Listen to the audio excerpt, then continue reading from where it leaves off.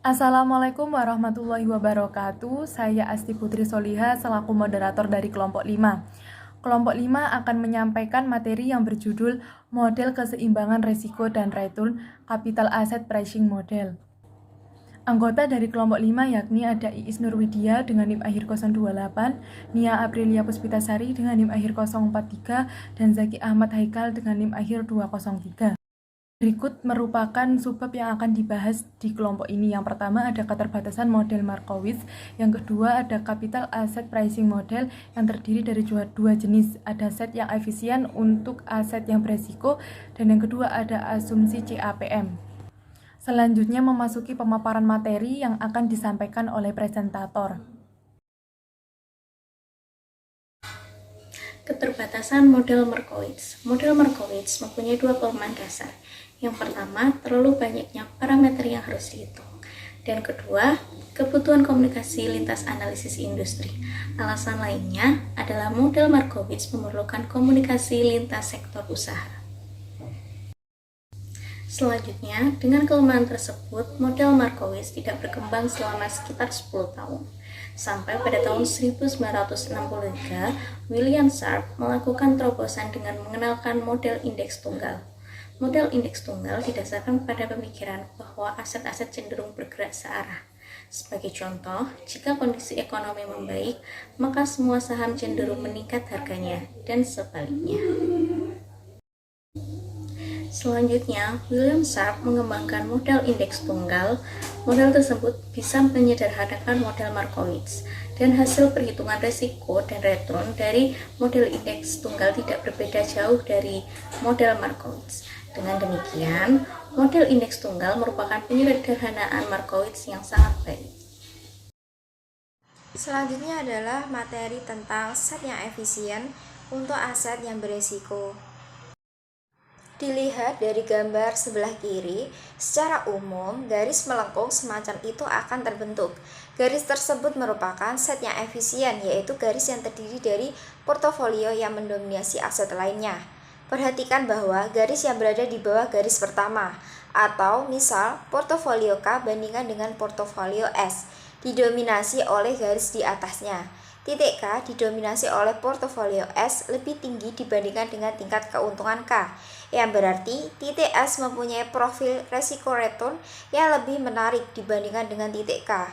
Titik Z didominasi oleh portofolio S, tingkat keuntungan S dan Z sama, tetapi risiko S lebih kecil dibandingkan dengan risiko Z.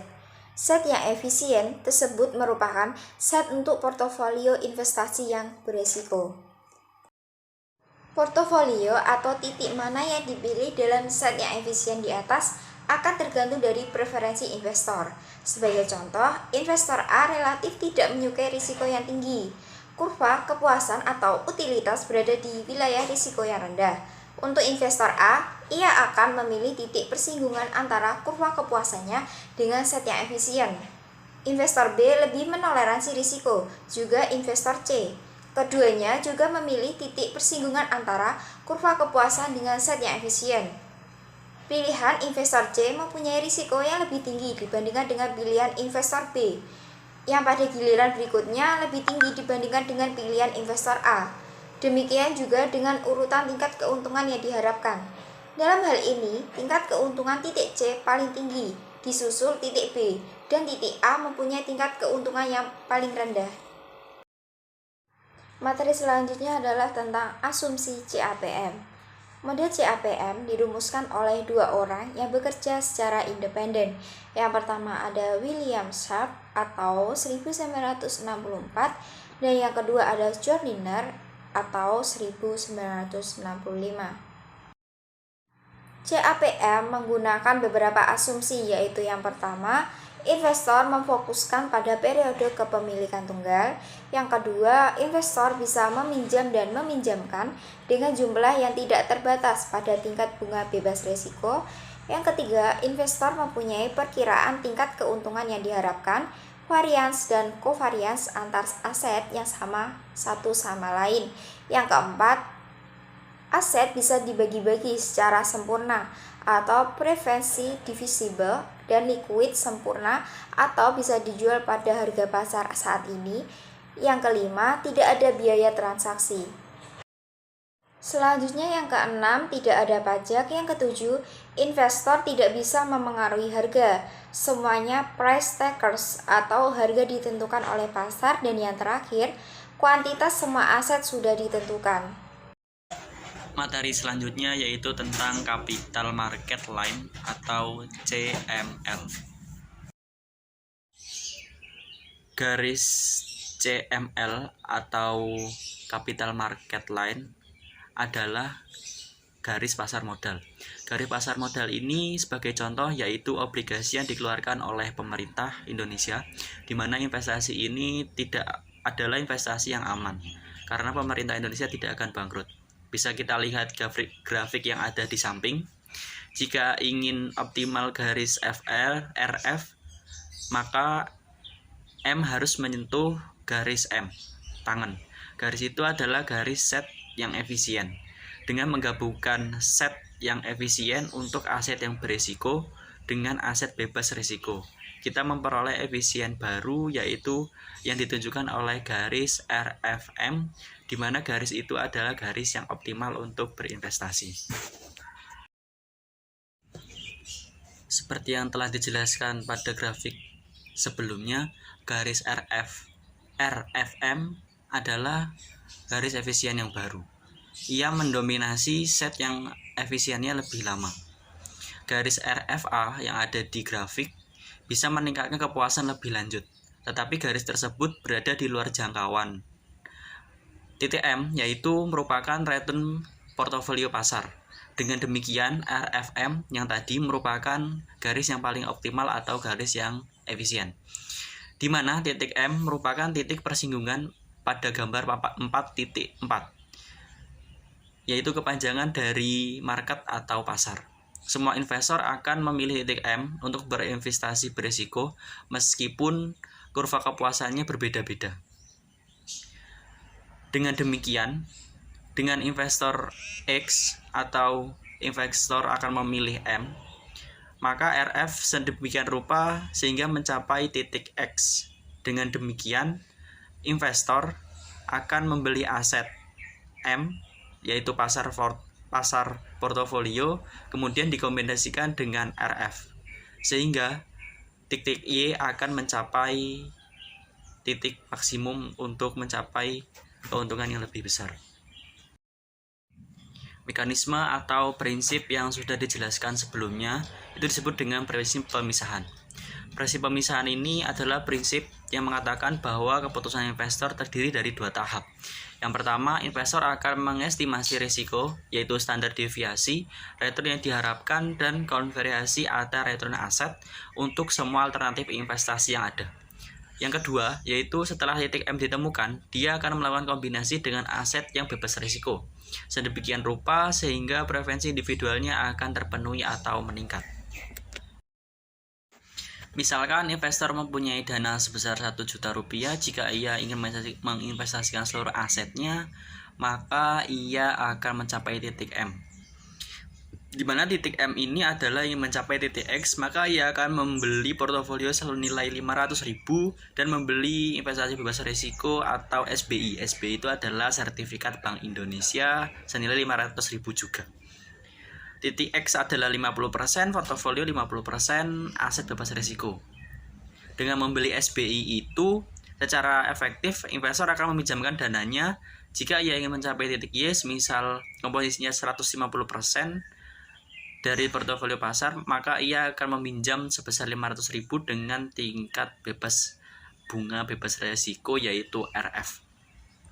Kemudian digabungkan dananya 1 juta rupiah itu menjadi dananya 1,5 juta rupiah. Ia akan membeli portofolio pasar sebesar 1,5 juta rupiah dengan metode yang dilakukan adalah short sell investasi bebas risiko, di mana investasi ini menginginkan tingkat keuntungan yang lebih tinggi. Ia bisa terus meminjam sampai titik yang tidak terbatas. Secara teoritis ini sangat memungkinkan. Kita lihat di tabel yang ada di samping tentang investasi, tentang tentang aset bebas risiko dan aset berisiko untuk titik yang berbeda. Ada investasinya, ada bentuk X, M, dan Y. Ada bobot RF investasi risiko X yaitu 0,5, bobot M X yaitu 0,5 dengan total 1. Jadi ditambah, teman-teman. Untuk investasi M, bobot RF-nya yaitu 0, bobot M-nya atau investasi aset berisiko atau portofolio pasarnya 1. Jadi totalnya juga 1. Untuk titik Y adalah bobot RF-nya minus 0,5, bobot M-nya 1,5, jadi total 1. Dari tingkat yang berbeda-beda, totalnya itu tetap sama, yaitu 1.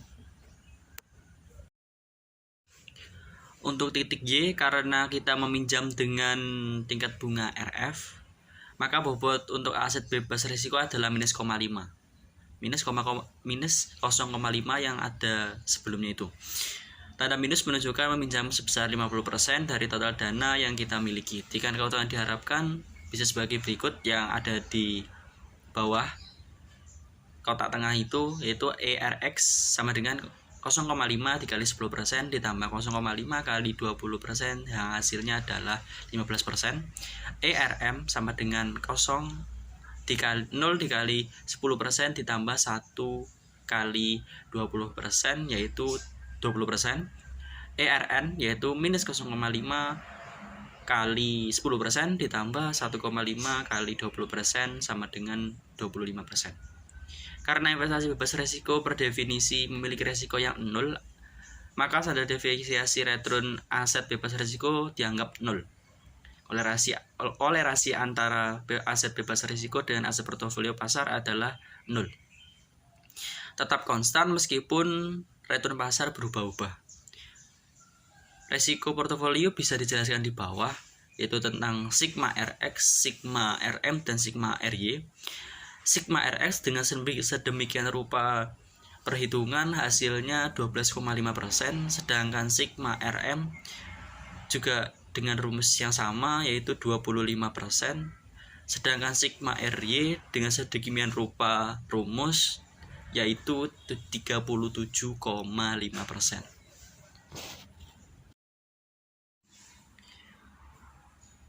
Terlihat bahwa portofolio Y mempunyai tingkat keuntungan dan juga risiko yang paling tinggi. RF, M, Y, dan yang lain seterusnya biasa disebut dengan capital market line yang sudah dijelaskan di awal tadi. Garis tersebut menjelaskan hubungan antara risiko dengan tingkat keuntungan portofolio. Dengan persamaan yang ada di atas dan juga persamaan yang ada di samping bisa kita lihat. Langsung kita ke contoh soal. Contoh soalnya yaitu untuk suatu portofolio mempunyai standar deviasi 30% dengan tingkat keuntungan yang pantas. Berapakah tingkat keuntungan yang pantas untuk portofolio tersebut? Diketahui RF-nya sama dengan 15%, RM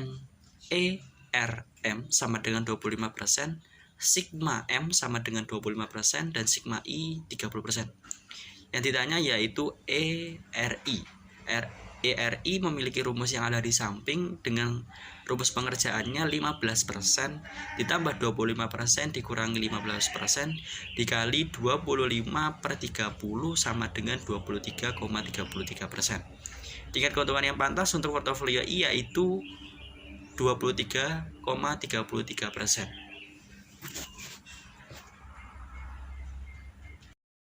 Baik, itu tadi merupakan sekilas pemaparan materi yang telah disampaikan oleh presentator. Jika ada kurang lebihnya, mohon maaf sebesar-besarnya dan semoga bisa bermanfaat bagi kita semua. Wassalamualaikum warahmatullahi wabarakatuh.